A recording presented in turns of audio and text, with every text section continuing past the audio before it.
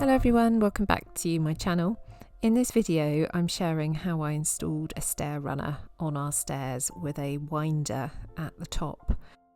I knew this project was going to take me a while to do and I didn't want the whole staircase exposed with no carpet, so I cut the carpet and the grippers at the sides so I could work on the edges, and I just felt that it helped me to keep everything safe. I kept a 50cm strip of carpet in the middle and then I sanded and painted the edges white, ready for the stair runner. So I've got 10 straight stairs and then 2 winder stairs at the top, and I'm going to do those last, and I'm going to focus on the straight run first. So the next job was to remove the carpet completely and then take out the carpet grippers before I just gave everything a really good clean. The stairs are all prepared and I'm going to start with the stairs that are the straight fall rather than the winders. I'm going to do the winders last. So all I've done is I've got them all ready, everything's been hoovered and cleaned, and then I've popped a piece of underlay on the top of each riser, and I've just stapled them simply a couple of times on each step. So this is what I use for my project. I got a 6-metre stair runner from Dunelm for the straight fall of the stairs. I used an electric nail gun with staples. I also used some double-sided carpet tape. You should really use a bolster, but I couldn't find mine, so I've got a selection of tools including a scraper, scissors, fabric scissors, a rubber mallet and a Stanley knife. Finally, I used knee pads and I brought in some extra tools from the workshop. The other thing that I've got for my project is this rug. It's exactly the same as the runner, but because I've got winder staircase, I need some wider pieces to go on those particular steps. So I got the medium size. It's plenty big enough, it's far too big, but what I've got left I will hopefully either turn into a rug or a doormat, so it definitely won't be wasted. A little tip when you're stapling is that you can colour in your staples to match your runner. As mine is a light brown colour, I'm using a Sharpie to colour the staples a similar colour so they blend in well. I also wanted to put some staples into the binding, so I coloured some of the staples black, and honestly you cannot see them at all. I cut the border off and what I noticed straight away is that it frays really badly along the edge, and even if I tuck that in I'm worried about little bits of cotton sticking up. So ideally what I want to do is just unpick the binding a little bit, have the runner be a little bit shorter so that I can actually tuck the binding over the top. So what I decided to do was actually use some black duct tape just to catch any of those little frayed edges. I am going to be tucking in the stair runner as well, so this is just really an additional measure. So all I'm going to do is get all those, any little cotton bits on the edge, and just stick them down like that. So now I've got my stair runner in position, I'm going to use a bolster is what I should use, but I'm going to use a scraper, chisel, and just get that really well into that corner. Remember, I'm going to be also having stair rods in the corner, which will cover up hopefully any issues or mistakes. I've got my cardboard on the sides. These for me are 8.5 centimeters, so that I can make sure that I line up the edge of the binding with the edge of the stair, so that I make sure that I'm staying within those measurements and I don't have to keep actually using a a tape measure at this point. Right, so I want to show you, I've sort of got there, I've kind of honed it as I've gone along. So I've done 3 stairs so far, and on this one, again, I've got my pieces of cardboard, so I'm lined up, I know I'm in the right place on either side. I want to get this right into the corner and I want to get that binding again right into that corner, so that's really nice and tight. And at this point is when it's a good idea to use a bolster and really get the carpet, you know, pushed in to that corner. And it's just encouraging the carpet just to get right into that corner there. And I'm going to take my stapler and I'm going to go along, because it's already feeling pretty good, and I'm going to go along and put in some staples. What I'm not going to do is staple the border. I'm actually going to tape that, because I don't want any visible staples in my border. I didn't want to staple the black binding along the steps themselves, so I used double-sided tape on the sides. It's now nice and tight into the corner and the edges are stuck down really well. And what I'm going to do is just use my hands to smooth the runner and get it nice and tight under the bowl nose. So this is this part of the stair. I just want to get that in really nice and tight and feel where I want that to be. And I'm going to get my nail gun, my staple gun, and get in as tight as I can under the ball nose. And I'd like to start in the middle. And then I do put a staple in the binding, in under the stair. If you can push it in as far as you can and press, then actually that's really tight and you can't see it. So just doing this side, I'm going to get the staple again well in under, as far back as I can on the black trim. Oh, there we go. That's another step done. So I'm just going to move on and carry on with the rest. On the last step, I used some carpet tape on the riser. I turned the edge under itself and I stapled all along. So I've gone all along the bottom with the gold staples, and now I've loaded up my staple gun with some black staples, and I am going to put a couple of staples in the edge binding. I'll do one up here, and then I'm going to do one. Let's try and get it.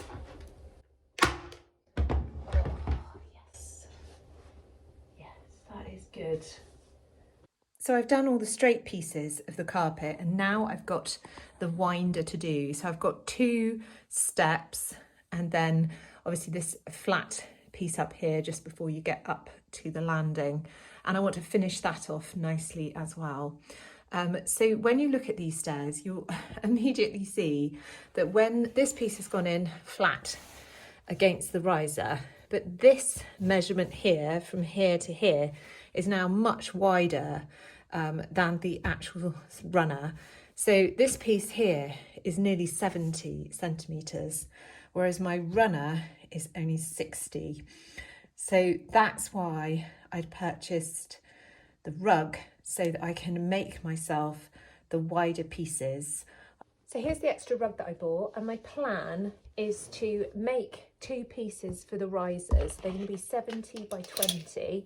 Now this rug is 120 width, so I've got plenty of room, so that's 70 up to there. So I've now just unpicked this piece of binding that was on the bottom of the runner that I used, and what I'm going to do is use it on this piece. So what's good is, because I was saying about everything at the binding frays really easily, what I'm going to do is I leave myself plenty of excess. And then I'm going to go over to the sewing machine and actually sew the binding on. And then I think what I'll do is just pop a piece of tape along the back as well, just to make sure that that's really secure on both sides.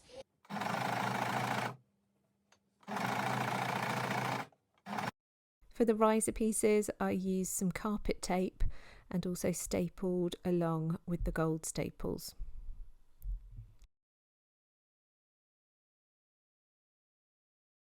Then I worked on the bull nose above, stretching, pushing in with the scraper and stapling along before moving on to the inside edge.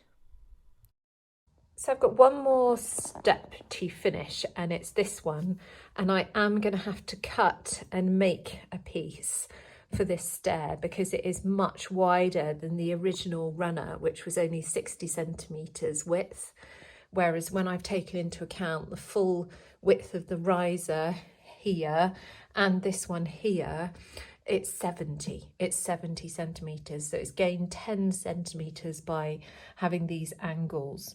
So what I've done, this one here isn't connected yet, but I've just popped this piece in ready, and I have marked off where the end of this border finishes, so along here, and then so I can see how I can then line it up against the riser underneath, and I've just made a pencil line along there.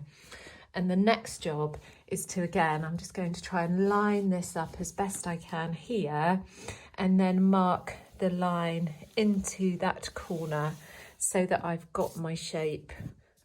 What I've done now is I've made a paper template for the steps. So I've followed my lines that I've made here and here, and I've cut out a piece of paper so that I can really easily pick this up and go and measure it out and cut it out of my rug. And so I found personally, for me, this is the easiest way of doing it and making sure that I get it right.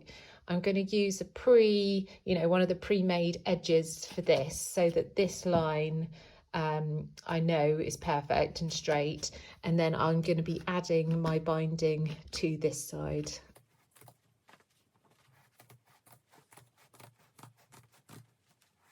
Okay, so I have taken a piece of binding from a bit that I wasn't going to be using, and I'm just going to attach that onto this piece. So you can see by the funny sort of shape of this piece, there's no way I could have used a stair runner. That would have ended at about here or something. So that's why I needed to use the rug as well. And I didn't want to do any sort of join because I didn't think it was going to look nice. I was going to get a good result. So yeah, this is going to be a bit of an unusual shape to make that work. So that was all I did. I've just cut this piece of binding a bit longer so that I don't have to worry too much about it fraying. And then I'm just going to go over to the sewing machine and I'm going to sew that down. I've had no problems with using the sewing machine with this runner. It's gone through absolutely fine with a normal needle, no problem. And then I'll just use a bit of the black duct tape or carpet tape along the back edge so that that's all done, ready to go and ready to install. So I'm now just working on this final piece. This is the piece that we made. So it's going to be fitting into there. I've given myself plenty of extra room to work with, so I can trim it if I need to. And then I make sure that I'm following, so I made these lines. I'm just going to follow those lines, and I can see that that is going to work, and I can get that to line up with that border. So what I'm going to do is just work on stapling the back and getting that nice and tidy. Then I'll tighten that off and I'll bring it round and staple it underneath. Of course, I will need to trim this front edge a bit, but I think that's what I'll get on and do first, is do the front, and then I can pull it down and manipulate the border under the front of the step. So what I'm doing now is I'm just tucking this all in along the length of the step, and I can get a really nice neat finish then. So by tucking it in almost under that, the bit on the riser, and just really in that gap, I can get that really nice and tidy.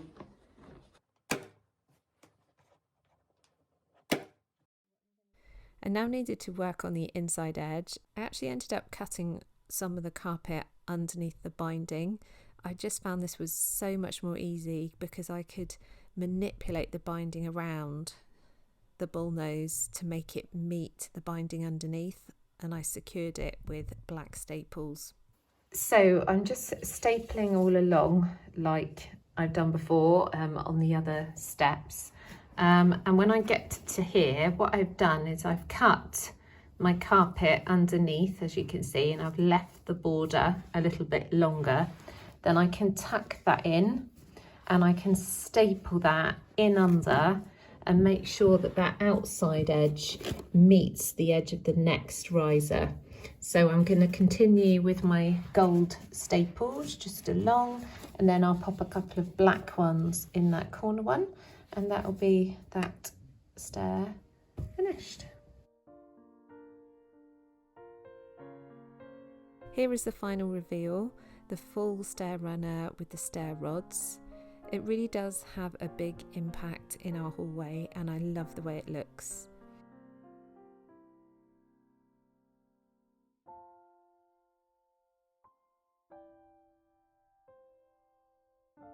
If you've been following my channel, you'll know that I've been wanting to add character to our home, and I'm really pleased with this addition.